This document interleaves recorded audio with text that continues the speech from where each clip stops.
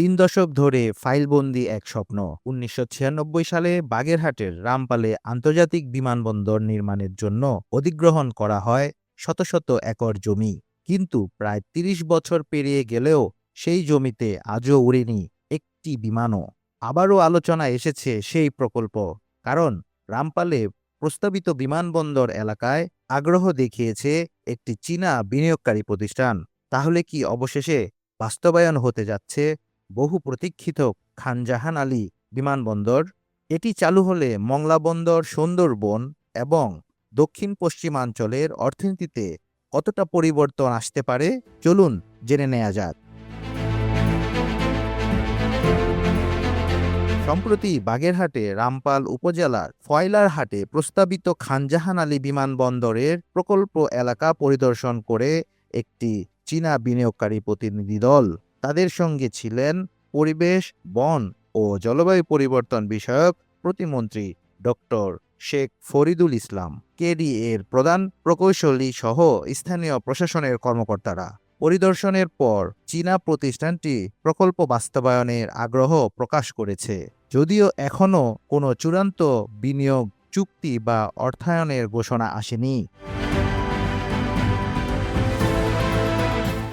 এই প্রকল্পের ইতিহাস বেশ পুরনো। ১৯৯৬ সালে তৎকালীন প্রধানমন্ত্রী বেগম খালেদা জিয়া বিমানবন্দরের ভিত্তিপ্রস্তর স্থাপন করেন। পরে ২০১৫ সালে একনেকে প্রায় ৫৪৪ কোটি টাকা ব্যয়ে প্রকল্পটি অনুমোদন দেয় এবং ২০১৮ সালের মধ্যে কাজ শেষ করার পরিকল্পনা করা হয়। কিন্তু অর্থসংকট, প্রশাসনিক জটিলতা কারণে প্রকল্পটি আর এগোয়নি। এখন প্রশ্ন হলো, এই বিমানবন্দর হলে লাভ কি? সবচেয়ে বেশি উপকৃত হবে দেশের দ্বিতীয় বৃহত্তম সমুদ্র বন্দর মংলা বন্দর। বিদেশি ব্যবসায়ী ও বিনিয়োগকারীদের যাতায়াত সহজ হবে। পাশাপাশি মংলা ইপিজেড ও আশেপাশে শিল্পাঞ্চলে নতুন বিনিয়োগের সম্ভাবনাও বাড়বে। শুধু তাই নয়, বিশ্বের বৃহত্তম ম্যানগ্রোভ বন সুন্দরবনে দেশি বিদেশি পর্যটকদের যাতায়াত আরও সহজ হবে। ফলে পর্যটন, হোটেল, পরিবহন এবং স্থানীয় ব্যবসায়ীও ইতিবাচক প্রভাব পড়তে পারে।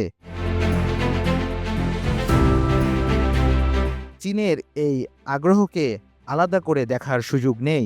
সাম্প্রতিক সময়ে বাংলাদেশে চীনের বিনিয়োগ ধারাবাহিকভাবে বাড়ছে।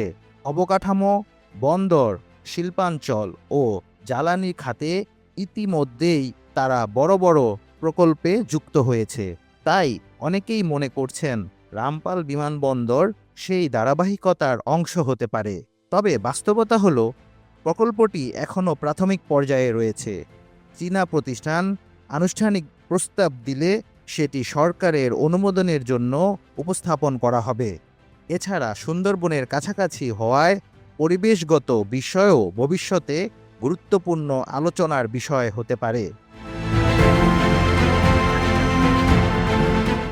৩ দশক ধরে অপেক্ষায় থাকা রামপাল বিমানবন্দর প্রকল্প কি এবার সত্যিই বাস্তবায়নের পথে এগোবে, নাকি আবারও ফাইলের পাতায় আটকে থাকবে? সেটাই এখন দেখার বিষয়। আপনার কি মনে হয়, এই বিমানবন্দর হলে দক্ষিণ পশ্চিমাঞ্চলে উন্নয়নে কতটা ভূমিকা রাখবে? আপনার মতামত কমেন্টে জানাতে ভুলবেন না। ভিডিওটি ভালো লাগলে লাইক দিন, শেয়ার করুন এবং এমন আরও তথ্যভিত্তিক ভিডিও পেতে আমাদের চ্যানেলটি সাবস্ক্রাইব করুন।